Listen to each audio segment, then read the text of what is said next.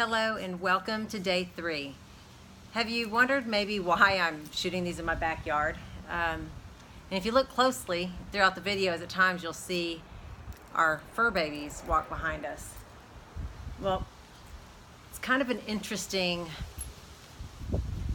I don't want to say flaw, but probably more of an awareness to a challenge I have, which is, okay, I've done a lot of recording, if you will, be it television, the news, those sort of things. And when you're shooting in that environment or training videos, there's something to be said when you can do it in one take. And I kind of pride myself on that. Well, the problem is that if I sit in a studio or if I sit in a formal area and try to have these conversations as though I'm myself, I find I switch into what my husband likes to call one take Tanya. So we're going to enjoy the backyard as long as we can, as long as the weather permits. And since I'm going to be doing these every single day, clearly I won't have the opportunity to always be home to do them. So I'm going to soak this in for sure. Which, speaking of flaws or failures, I thought it might be a good opportunity. I'd gotten some messages, and people, that know me, who have worked with me, they see the success, they see the accolades or the recognition or the new levels, right? Like breaking the 4-minute mile that I've been a part of in my career. The reality is I managed to get there because of being deliberate to own where I failed and figure out how to not do that again and be a better leader because of it. So when I think about, as a leader, one of my biggest failures was actually involved some leaders that I had on a team with me. And they were incredible people, absolutely believed in them 100%. Well, they deserved promotions. And, growing up in, the sector of business that I did, people always like to say, talk about dangling a carrot. And I've certainly dangled my share of carrots over the last couple decades, but probably not in a really long time, because this particular failure was a complete course change for me.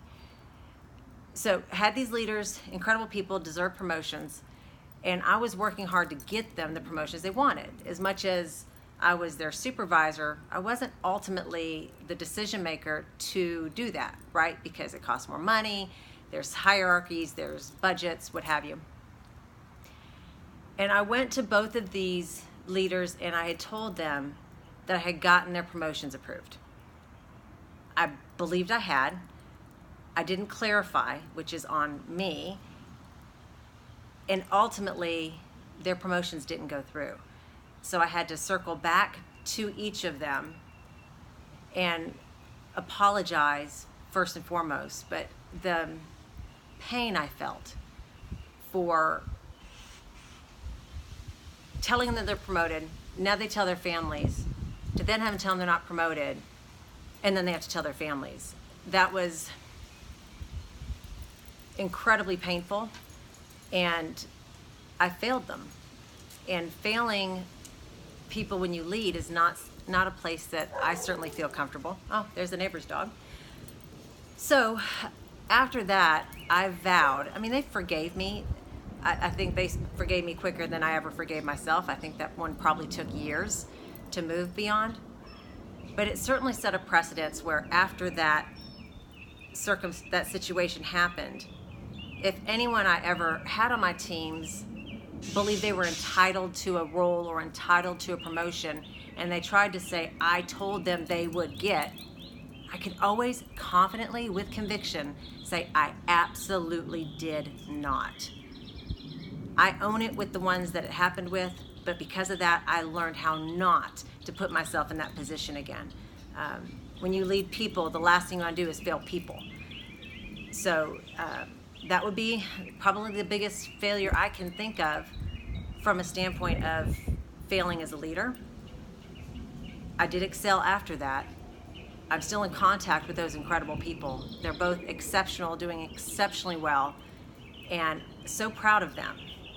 And, you know, ultimately we don't work together anymore.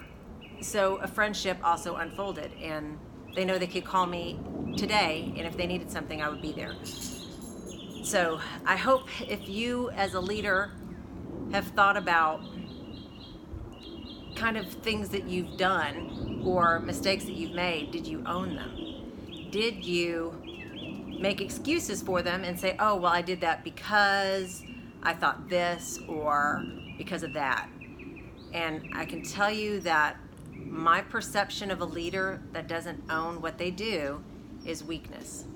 And a lack of personal accountability will always stop somebody from growing. You cannot become a better version, a better leader, raise your skill without being personally responsible for the bad along with your good. So keep that in mind. If there's a question that comes up around that, I've gotten quite a few private messages. Thank you all for the support. And for those that also commented publicly, it really does mean a lot. I'm so honored to have had an impact in your life. And for anybody who's just joining us, you know, I hope to have an impact in your life as well. We'll have some great real conversations. I will promise to try not to go into one take Tanya mode, and if I do, call me on it. And through the journey, maybe we all get a little bit better than what we were yesterday. Have a wonderful day, and ultimately, of course, I'm going to see you tomorrow.